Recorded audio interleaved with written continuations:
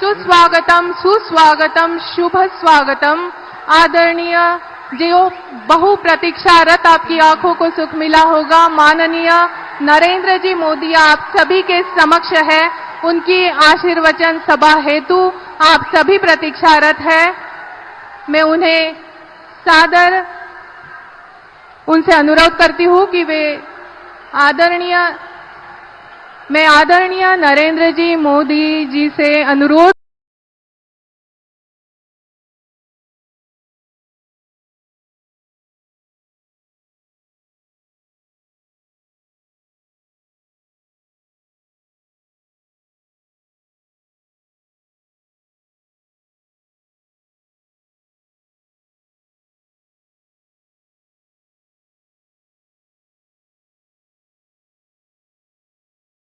पूजन द्वारा कार्यक्रम का शुभारंभ करें। माननीय नरेंद्र जी मोदी सर।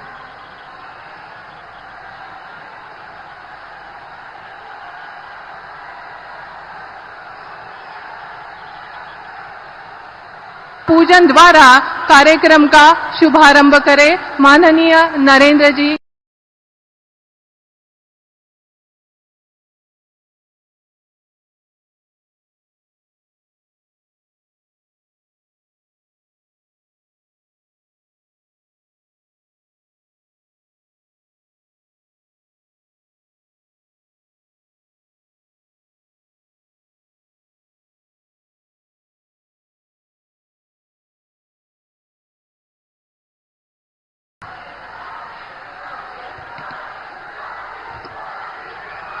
हमारे देश के लगातार तीसरी बार निर्वाचित प्रधानमंत्री जी नरेंद्र जी मोदी जी को सामने देखकर जनता का ये उत्साह बिल्कुल लाजमी है। मैं उनका ससम्मान अकोला नगरी में हार्दिक स्वागत करती हूँ। हमारे देश के लगातार तीसरी बार निर्वाचित प्रधानमंत्री जी नरेंद्र जी मोदी जी को सामने देखकर जनता का ये उत्साह बिल्कुल लाजमी है। मैं उनका ससम्मान अकोला नगरी में अखाड़ा के युवा सांसद अनूप जी धोत्रे करेंगे। मैं उनका ससम्मान स्वागत के लिए अनूप जी धोत्रे जी को आमंत्रित करती हूँ कि वे शॉल देकर उनका स्वागत करें।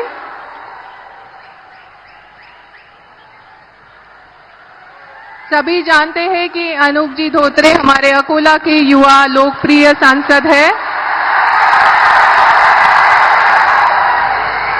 मैं अकोला पूर्व के प्रत्याशी रणधीर जी सावरकर सर एवं अकोला पश्चिम के प्रत्याशी विजय जी अग्रवाल जी से अनुरोध करती हूं कि वे महाराष्ट्र के आराध्य दैवत छत्रपति शिवाजी महाराज जी की अश्वारूढ़ प्रतिमा देकर उनका स्वागत करें।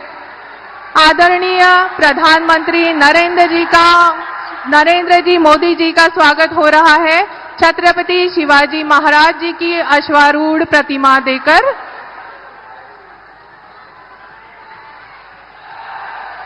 स्वागत को आगे बढ़ाते हुए मैं अकोला भाजपा के जिला ग्रामीण अध्यक्ष श्री किशोर मांगटे जी पाटिल जी को मैं अनुरोध करती हूं कि वे पुष्पगुच्छ देकर माननीय नरेंद्र जी मोदी जी का स्वागत करें।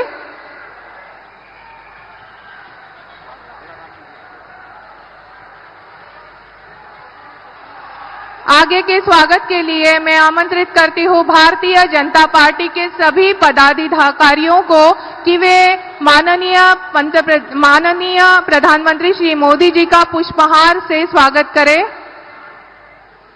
पुष्पहार से स्वागत किया जा रहा है माननीय मोदी जी का। सभी से विनम्र अनुरोध है कि करतल ध्वनि से इस स्वागत में शामिल हो। अकोला की जनता करतल ध्वनि से इस स्वागत में शामिल हो।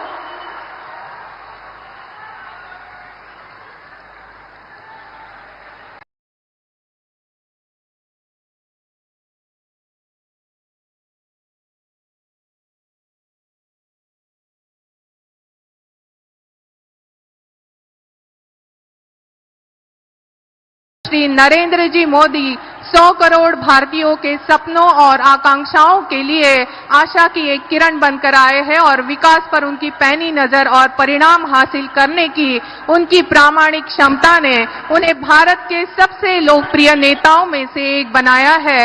उनका ऐसे राष्ट्र के निर्माण का संकल्प है जो मजबूत, खुशहाल और समावेशी हो और जहां प्रत्येक भारतीय अपनी आशाओं और आकांक्षाओं को फलीभूत होते हुए देख सकता हो।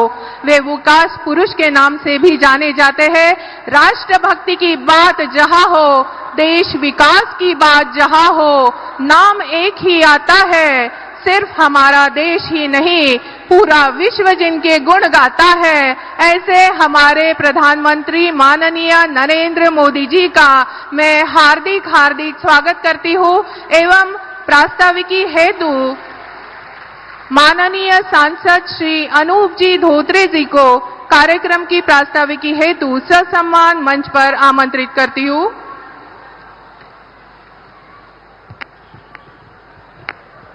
छत्रपति शिवाजी महाराज की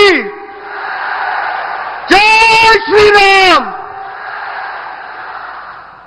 राजेश्वर नगरी में देश के यशस्वी पंतप्रधान माननीय नरेंद्र जी मोदी, इनका अकोला लोकसभा विदर्भ नगरी इथे आम्ही सगळे स्वागत करतो।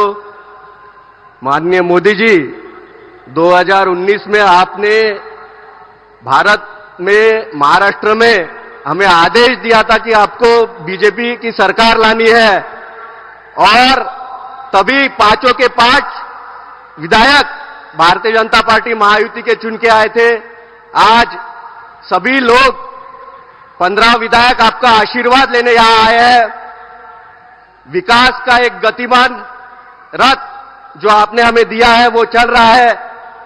केंद्र सरकारच्या अनेक चांगल्या योजना ज्यामध्ये कापसाच्या शेतकऱ्यांसाठी अकोला जिल्ह्याकरिता 50,000 हेक्टरमध्ये पाऊस असो, महापूर असो, याच्यामध्ये चांगलं उत्पन्न होईल याकरिता हेक्टरी 18,000 रुपये अनुदान हे आपल्या जिल्ह्याकरिता माननीय मोदीजी यांच्या सरकारच्या माध्यमातून, टेक्सटाईल मिनिस्ट्रीच्या माध्यमातून जाहीर करण्यात आलेला आहे। शिंदे सरकार माननीय देवेंद्रजी फडणवीस यांच्या माध्यमातून शेतकऱ्यांना कर्जमुक्तीची योजना ही आपल्या सरकारने जाहीर केलेली आहे। माननीय मोदी जी, आपने कुसुम योजना लाई, इसी योजना को समझकर किसानों को दिन में बिजली मिले, इसके लिए जो सबस्टेशन एग्रीकल्चर से जुड़े हैं, इन सभी सबस्टेशन को सोलार के माध्यम से किसान को दिन में बिजली मिले, इसका प्रोग्राम चल रहा है। संपूर्ण भारत में और महाराष्ट्र में सबसे पहला अकोला का जिले में ये योजना मिलने वाली है, जिससे किसान को 7 दिन में बिजली मिलने वाली है। अनेक ऐसी योजना, किसान के हित की योजना, पीएम किसान सम्मान निधि का आपने 6,000 रुपए दिया, राज्य सरकार ने 6,000 दिया, पर अभी उसे राज्य सरकार ने 15,000 रुपए किया है। महिलाओं के लिए प्रोफेशनल कोर्सेज में, वो लॉ हो, इंजीनियरिंग हो, मेडिकल हो, जहां वो फीस नहीं भर सकती थी, वो सारे प्राइवेट कॉलेजेस में राज्य की सरकार ने मुफ्त शिक्षण योजना लाई है। उसकी अंमलबजावणी या शैक्षणिक वर्षामध्ये सरकारने केलेली आहे। महिलांसाठी लाडली बहीण योजनेच्या माध्यमातून 1,500 रुपयाच्या जागी 2,100 रुपये हे आपल्या सरकारने केलेली आहे। अशा अनेक चांगल्या योजना आपल्या सरकारने केलेल्या आहे। आपल्या शहरामध्ये पूर आला तर अनेक घरामध्ये पाणी साचायचं, माननीय अमितभाई शाह यांची भेट घेऊन मोदीजींच्या आशीर्वादाने डिझास्टर मॅनेजमेंट फंडच्या माध्यमातून 400 कोटी रुपयाचा प्रोजेक्ट हा आपल्या अकोला शहरासाठी आलेला आहे। अनेक चांगल्या योजना, सांडपाण्याचं पाणी पारसला त्याची प्रक्रिया करून ते पाणी आपण शुद्ध करून आपल्या औष्णिक क्षेत्राकडे त्याचा वापर होणार आहे।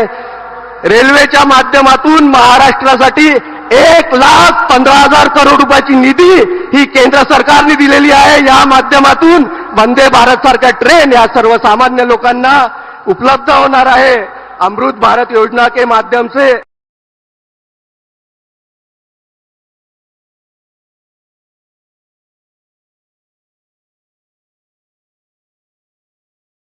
स्टेशन हो, हमारा बार्शी टाकड़ी का ओवरब्रिज हो, अनेक और जो रेलवे क्रॉसिंग्स है वो सभी रेलवे क्रॉसिंग अंडरपासेस और रेलवे ओवरब्रिज के माध्यम से पूरे होने वाली है। कहीं पे रेलवे क्रॉसिंग पे किसी को रुकने की समस्या आने वाले समय में रहने वाली नहीं है। माननीय मोदी जी, मैं आपसे विनती करूंगा कि हमारा अकोला का एयरपोर्ट जो अभी उड़ान योजना में बैठा है, सभी नागरिक इसकी राह देख रही है, जल्दी से जल्दी शुरू हो। आपने हमें मार्ग बताया। मैं आपसे सांसद होने के बाद पहली बार मिला तो आपने संजू भाऊ यांची आपण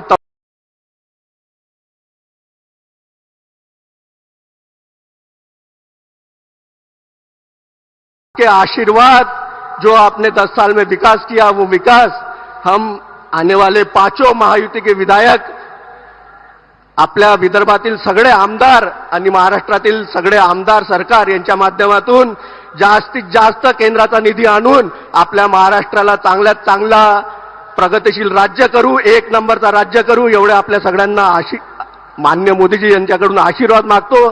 जय हिंद, जय महाराष्ट्र।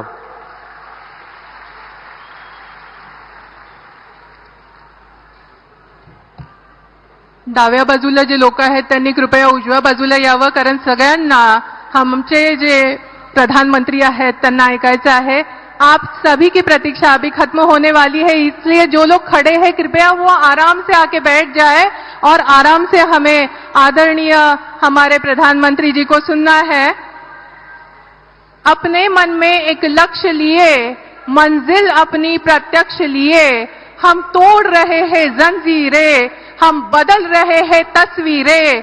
यह नवयुग है, नव भारत है, खुद लिखेंगे अपनी तकदीरें। हम निकल पड़े हैं प्रण करके, अपना तन मन अर्पण करके। जिद है एक सूर्य उगाना है, अंबर से ऊंचा जाना है, एक भारत नया बनाना है, एक भारत नया बनाना है। इस कविता के हर शब्द को साक्षात जीने वाले अपनी कर्मठता, प्रतिबद्धता, मेहनत और लगन से विश्व पटल पर भारत को एक मजबूत एवं बलशाली राष्ट्र के रूप में पहचान दिलाने वाले लोकप्रिय जननेता के रूप में लगातार तीसरी बार भारत के प्रधानमंत्री पद पर आसीन होने वाले सम्माननीय हमारे देश के प्रधानमंत्री जी श्री नरेंद्र जी मोदी जी को मैं ससम्मान उनके विचार प्रकट करने हेतु मंच पर आमंत्रित करती हूँ। कृपया लोग सब यहाँ पे आ जाए, बाई ओर के लोग दाई ओर आ जाए, बाई ओर के लोग दाई ओर आ जाए। भारत माता की, भारत माता की, भारत माता की जय भवानी, जय भवानी। अकोल्यातील माझ्या सर्व बंधू आणि भगिनींना माझा नमस्कार। भगवान राजराजेश्वर बरसी टाकलीची कालिका देवी, अकोटचे नंदिकेश्वर, बालापूरची बालादेवी, पातूरची रेणुका देवी, काटेपूर्णाची ढगादेवी यांना मी कोटी कोटी वंदन करतो।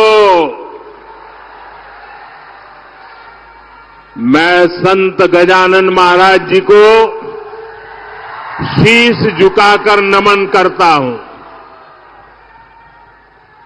विदर्भ का आशीर्वाद हमेशा मेरे लिए खास रहा है। अब एक बार फिर मैं विधानसभा चुनाव में महायुति के लिए आपसे आशीर्वाद मांगने आया हूं।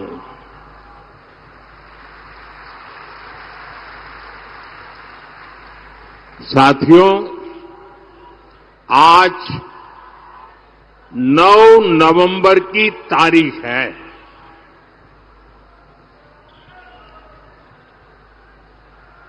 और ये 9 नवंबर की तारीख बहुत ही ऐतिहासिक तारीख है। आज के ही दिन 2019 में देश की सर्वोच्च अदालत ने राम मंदिर पर फैसला दिया था।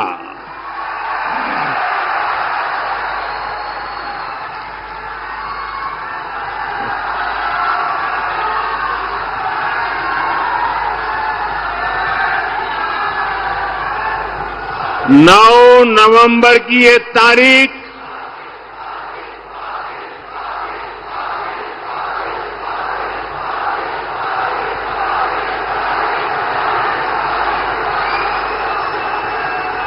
जय श्री राम।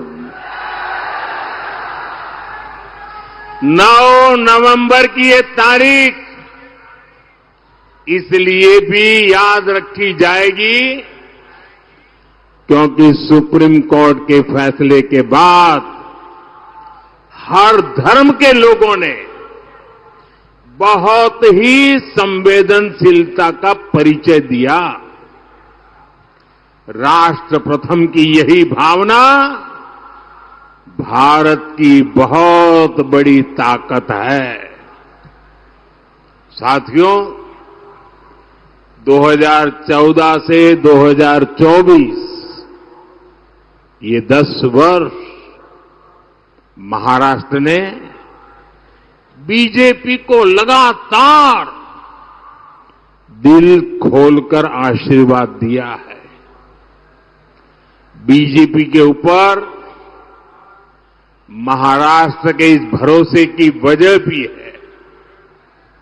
इसकी वजह है महाराष्ट्र के लोगों की देशभक्ति।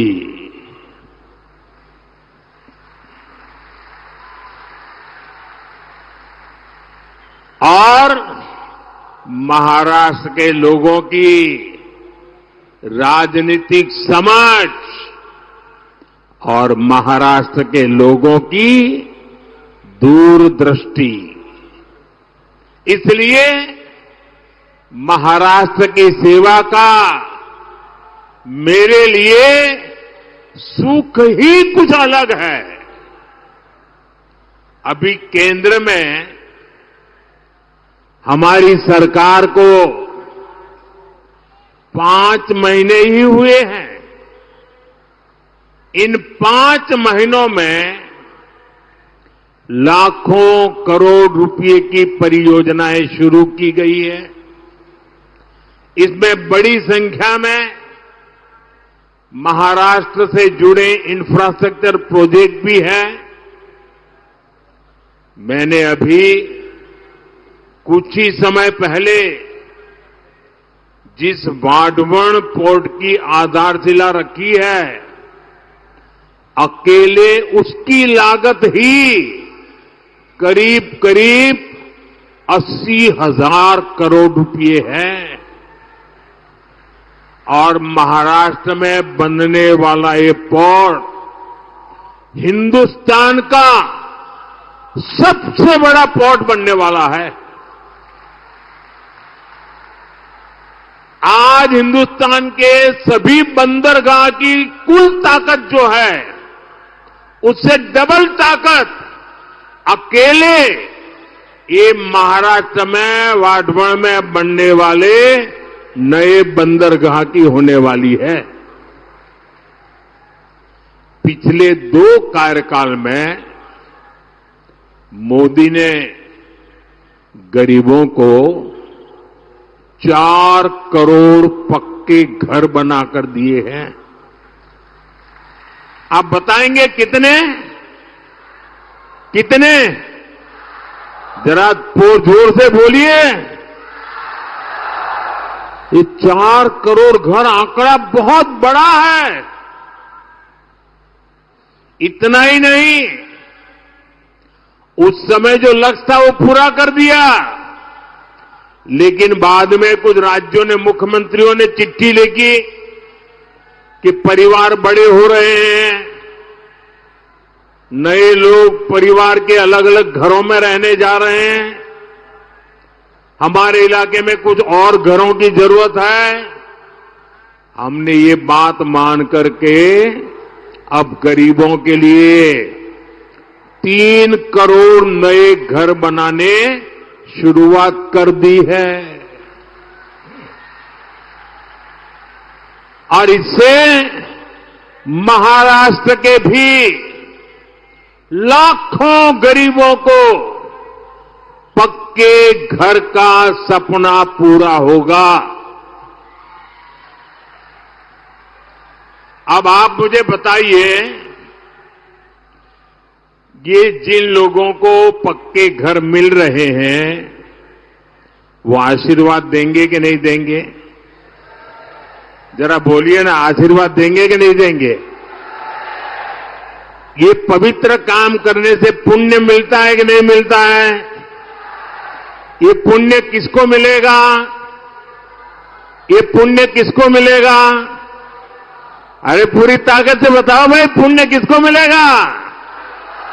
मोदी को नहीं, ये पुण्य आपको मिलेगा, क्योंकि आपके एक वोट ने मोदी को गरीबों के लिए घर बनाने का मौका दिया है और इसलिए पुण्य के अधिकारी आप हैं। अच्छा, मेरा एक काम करोगे? अकोला के लोग जरा पूरी ताकत से बताओ, मेरा एक काम करोगे? शाबाश, बड़ा जोर है भाई। अच्छा, एक काम करना, अभी आप चुनाव में गांव-गांव जाएंगे, घर-घर जाएंगे, लोगों को मिलेंगे और कहीं जाते हुए आपको नजर आए कि कोई परिवार अभी भी झोपड़ी में रह रहा है, कोई परिवार अभी भी कच्चे घर में रह रहा है, तो उसका नाम पता लिख करके मुझे भेज दीजिए और